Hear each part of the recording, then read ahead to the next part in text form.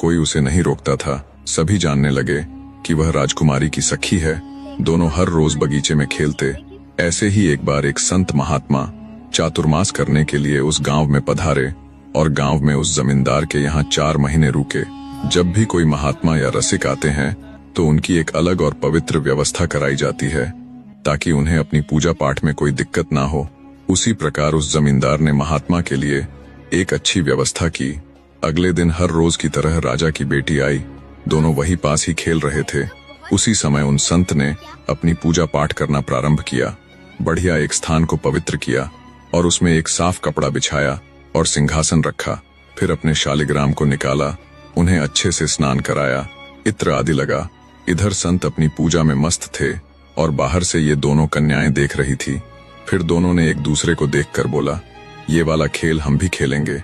ये खेल तो बहुत अच्छा है। तुलसी तोड़कर लाओ, चढ़ा दो। पुष्प तोड़कर लाओ, चढ़ा दो। इत्र से भगवान को चिकने कर दो। माला पहनाओ, आरती करो और भोग लगाओ। जैसे हम खाते हैं वैसे इन्हें खिलाओ। ये खेल बहुत अच्छा है, हम दोनों खेलेंगे। तभी एक बोली, पहले सीख तो ले, फिर खेला करेंगे। अब उन दोनों का यही नियम हो गया। जब संत अपनी पूजा में बैठते तो दोनों जाकर उन्हें देख देख कर सीखा करती। फिर दोनों बातें करती, आज ऐसी किया है, फिर ऐसा करना है। उन दोनों के 4 महीने देखने में ही निकल गए। अब 4 महीने बाद उन महापुरुष के जाने का समय हुआ। संत ने अपना सारा कुछ समेटना शुरू किया। सुबह सुबह दोनों लाली आई। देखा कि पर्दा निकाला जा रहा है, सिंहासन बंद किया जा रहा है, ठाकुर जी उठाकर बक्सा में रखे जा रहे हैं। दोनों रोने लगी।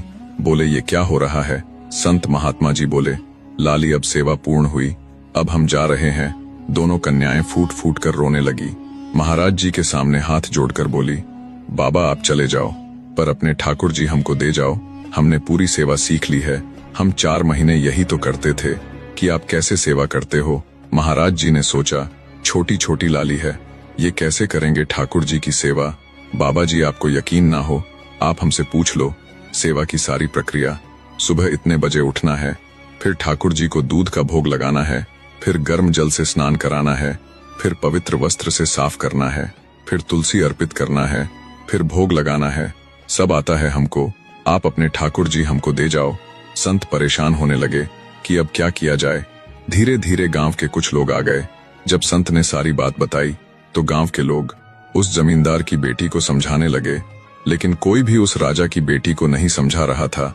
संत बोले, आप लोग एक को समझा रहे हो, इस लाली को भी समझाओ।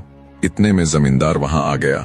इसके आगे की कहानी अगले भाग में देखेंगे। वीडियो कैसा लगा